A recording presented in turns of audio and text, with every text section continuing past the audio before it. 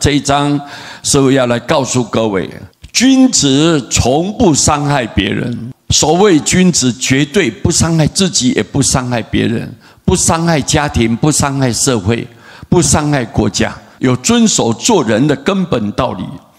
他能把这一块的原则把握住，他不随便乱来，不胡作非为，不随便的去欺负别人，他不会无缘无故的、没有理由的去找别人麻烦，然后去陷害别人，去欺负别人。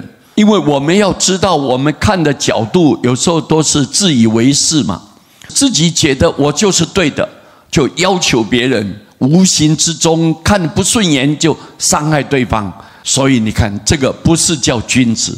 一个正人君子一定从来都不会去伤害到别人，小人从不谴责自己。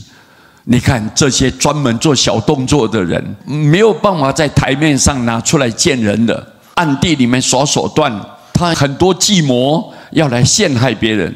这种小人，他怕吃亏，从来不考虑别人。这小人从不谴责自己，他只有要求，希望达到他的目的，但是他不择手段的，自己错了还不承认，他不会谴责自己，不会要求自己，不会责备自己，不检讨自己，这叫做小人。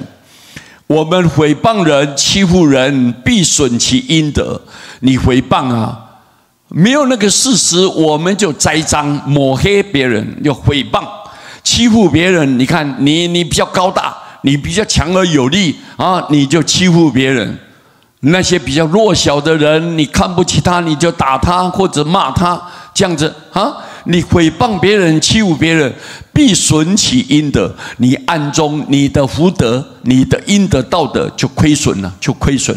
你没有德就没有福报啊。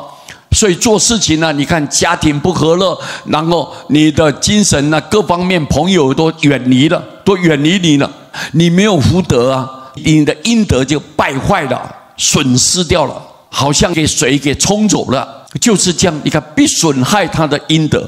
我们每一个人过去中当中可能有一些做好的行为，你应该要有福报才对。但是因为你诽谤别人、欺负别人，你这个福报就慢慢流失掉了，所以你一定会损害你的阴德。你过去累积很好的福德，就全部都离开你了，溜走了。如果你赞美别人、帮助别人，必增其福德。你如果赞叹别人，每天看什么都很顺眼，我们都赞叹别人哈，帮助别人，你有能耐，你有这个条件，你有这个财力，或者你有这个智慧，或者是你有这个体力，你都可以随时帮助别人。那么无形之中会增加他的福德，人家都恭敬你，龙天护法都来护持你。看到这个人是守规矩的，是一个有福德的人，他就暗中来扶持你，来协助你，关心你。